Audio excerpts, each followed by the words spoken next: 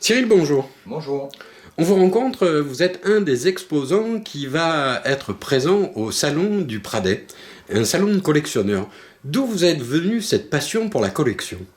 Depuis tout petit, en fait, ma maman me traînait au marché aux puces sur Lyon, parce que je suis originaire de Lyon, à 5 h du matin, voilà, quand j'avais 5, 6 ans, 7 ans.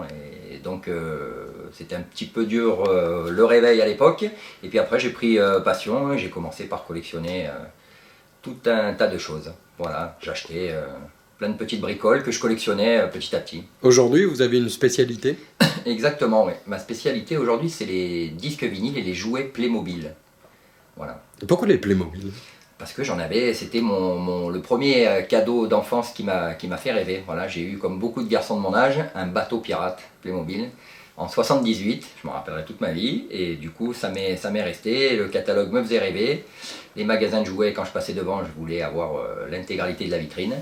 Et puis voilà, d'abord c'est bien fait, c'est un jouet qui est à l'origine allemande, mais qui est très très bien fait.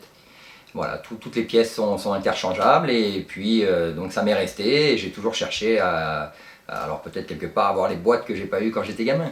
Mais aujourd'hui, vous avez une collection de combien de pièces? Alors je dois avoir aux alentours de 270 boîtes, voilà, complètes, parce que mon truc c'est de les avoir absolument complètes. C'est-à-dire que quand je trouve une boîte de 1976, il faut qu'elle soit comme à l'origine, la boîte en carton et l'intégralité des pièces qui se trouvent dedans. Alors on pourrait croire que cette collection, vous la gardez chez vous.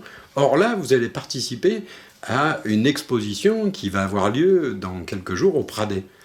Pourquoi cette rencontre? Cette rencontre pour d'abord voir s'il y a d'autres collectionneurs dans le coin, parce que quand on fait ce genre de collection, on a toujours l'impression qu'on est seul.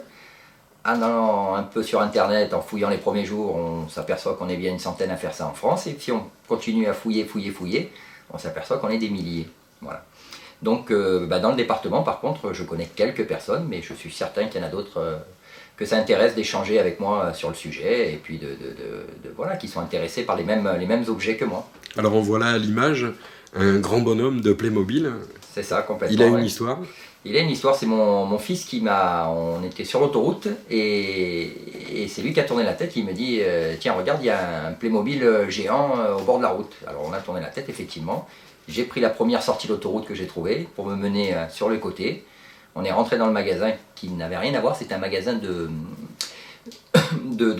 d'instruments de musique, et ils avaient ça dans le jardin qui donnait sur l'autoroute, et du coup on l'a acheté, voilà, et on l'a chargé dans ma Toyota Yaris, avec la tête démontée à côté de moi et tout le corps à l'arrière, et on l'a ramené à la maison. Voilà. Alors on a bien compris que votre passion c'est les Playmobil.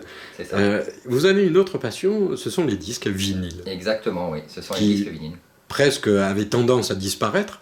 Aujourd'hui, on sait qu'il y a un engouement nouveau pour revenir au vinyle. C'est ça. Les esthètes parlent d'une meilleure qualité de son, moins comprimée. Enfin, on a beaucoup d'exemples qui pourraient justifier de ce nouvel engouement. Et on voit à l'image un disque. Est-ce que vous pouvez nous en parler? Alors ce disque, c'est un 33 tours des Beatles américain qui est sorti en 66 aux États-Unis. Et qui a une pochette tout à fait particulière, puisqu'ils, quand ils ont sorti l'imprimerie a sorti la photo qui avait été retenue pour l'album, c'est une photo de déglingués, puisqu'ils sont habillés, les 4 Beatles sont habillés en blouse de boucher, avec de la viande sur les épaules et des poupons, des bébés en poupée, la tête arrachée. Voilà, donc forcément ça n'a pas plu du tout au marché américain, qui s'est empressé de la retirer de la vente. Et ils ont collé par-dessus une autre photo tout à fait convenable pour leur marché. Voilà. Et donc sous cet autocollant qui avait été imprimé se trouve cette pochette, ce qu'on appelle la pochette bouchée. Voilà, les Américains appellent ça butcher cover. Et c'est une des pochettes les plus rares au monde et les plus légendaires. Voilà. Donc on comprend bien que c'est un objet collector. Ah, complètement. Oui. Ce qui en fixe le prix aussi. C'est-à-dire que la rareté de l'objet fait qu'il y a aujourd'hui, comme pour Playmobil, un vrai marché, ce dont on se doute rarement. Oui, il y a un vrai marché sur tout un tas d'artistes. Il faut bien sûr que la pochette soit en bon état, le disque tout autant, mais vraiment les deux sont importants. On ne peut pas avoir une pochette entièrement déchirée et un disque neuf, ça n'a aucun intérêt pour un collectionneur. Après, le vintage est à la mode depuis quelques années, depuis une bonne dizaine d'années. On le voit dans tout ce qui est réalisation de bagnoles, hein, puisque tout le monde refait de la Fiat 500, de la coccinelle Volkswagen, etc. Donc il fallait bien aussi que le vinyle, qui a fait rêver nos parents, revienne actuellement.